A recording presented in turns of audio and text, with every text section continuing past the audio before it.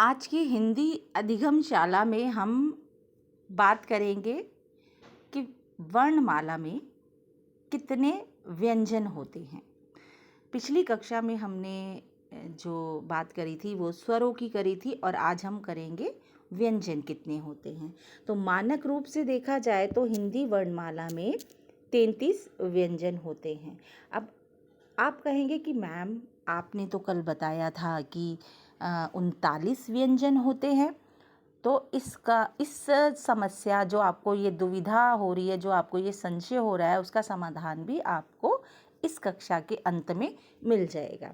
तो मानक व्यंजन बताए गए हैं 33 और इन 33 व्यंजनों को अनेक वर्गों में विभाजित कर दिया गया है, जिससे कि पाठक को या जो बच्चा है, जो विद्यार्थी है, उसे पढ़ने में आसानी हो जाए, उसे याद करने में आसानी हो जाए।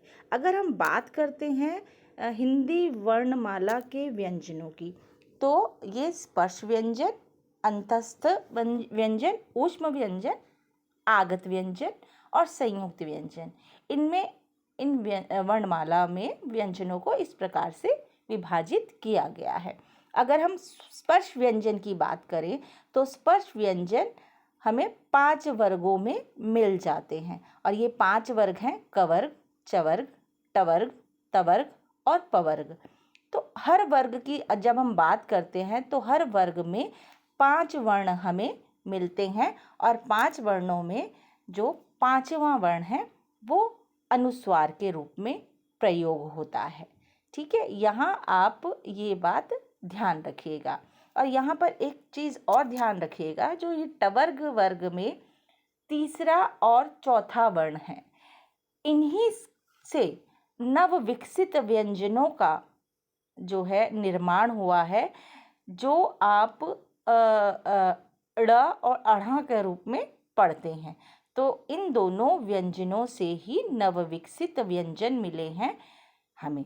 तो नवविकसित व्यंजन जो हैं टवर्ग वर्ग में नहीं आते, टवर्ग वर्ग में आते हैं ड और ढ। ठीक है, और इसमें जिसके नीचे बिंदी लगी होती है, जिनका नव विकास किया गया है, क्योंकि शब्दों में जब पढ़ने में कठिनाई आने लगी कुछ ऐसे शब्दों को, तब इनका विकास या इनको निर्मित किया गया।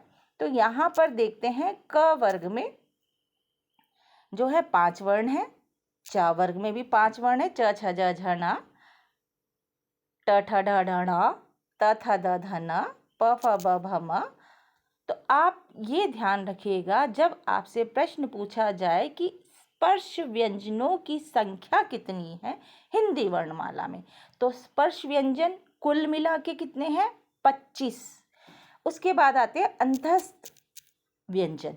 अंतस्थ व्यंजन जो होते हैं, या अंतस्थ भी कहते हैं इनको, तो ये होते हैं 4, य र ल व।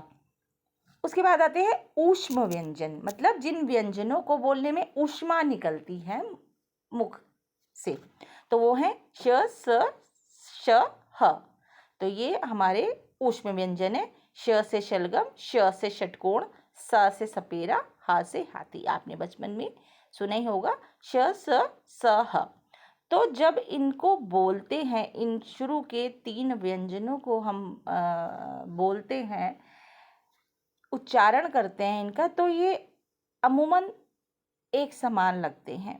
मगर ध्यान दीजिएगा, किसी के बोलने से ऊष्मा ज़्यादा निकलती है और किसी के बोलने से ऊष्मा कम निकलती है। तो यहाँ पर आपको ये ध्यान देना पड़ेगा, और किस तरह से आपके मुंह में जीवा जो है वो कहते हैं ना खेल खेलती है, श स स ह। तो किस तरह से श से शलगम, तो आपकी जीभ कहाँ टच कर रही है? ऊपर तालु को, श है ना, थोड़ा सा पीछे मुड़ गई और घूम गई, स बिल्कुल सामान्य हो गई, ह। तो ये आपको ध्यान रखना है। अन्य व्यंजन भी होते हैं जिनको जोड़ा जाता है हिंदी वर्णमाला में, वो है संयुक्त व्यंजन। शा से क्षत्रिय, त्रा से त्रिशूल, ज्ञा से ज्ञानी और श्रा से श्रवण। तो ये 4 ऐसे व्यंजन हैं जिनको हिंदी वर्णमाला में संयुक्त व्यंजनों के नाम से आप जानते हैं। आगत व्यंजन 2 जोड़े गए हैं, ज और फ।